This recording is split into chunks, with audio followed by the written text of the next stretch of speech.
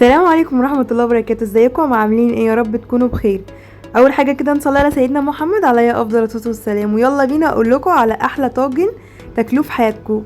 بجد هيوفر عليكم وقت ومجهود، وكمان اكلة اقتصادية جدا، عبارة عن بتنجان وبطاطس وفلفل وبصل، سهلة وبسيطة زي ما بقول لكم. مقطعة كده البتنجان والبطاطس والبصل حلقات زي ما انتوا شايفين كده، وده معايا طاجن كده هدهن الطاجن زيت بالفرشة كده زي ما انتوا شايفين.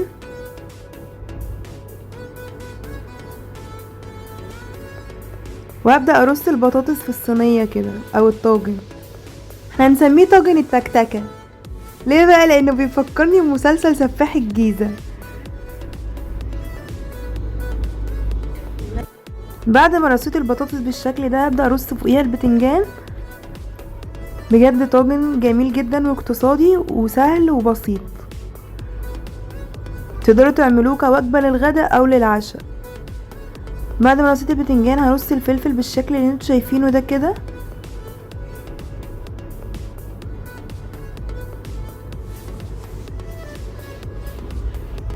ولا هياخد وقت ولا جهد، في اقل من 5 دقايق هتكوني محضراه. بعد ما حطيت الفلفل حطيت البصل كده زي ما انتوا شايفين كده بالشكل ده.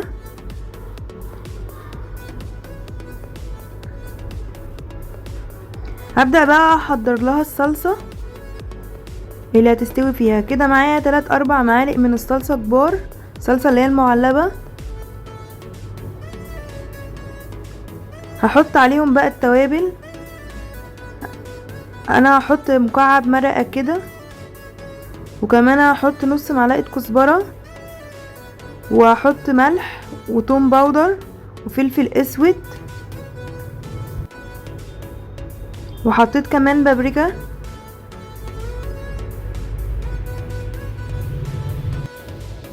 وكمان حطيت بصل باودر. حطيت بقى معلقة من الملح زي ما انتوا شايفين كده، وهحط نص معلقة من المرقة الفورية.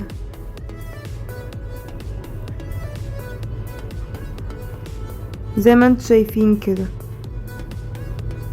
كمان هحط بقى حوالي معلقتين من زيت الزيتون بيدوله طعم خطير. وهحط كمان بقى كده مية سخنة من الكتل، واقلب الصلصة دي كلها مع التوابل كده زي ما انتوا شايفين كده.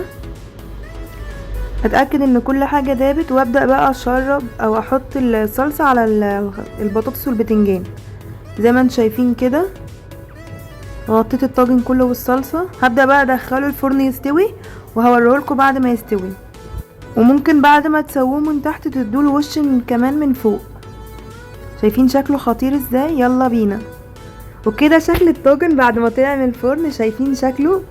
نديله بقى رشة بقدونس كده اخضر.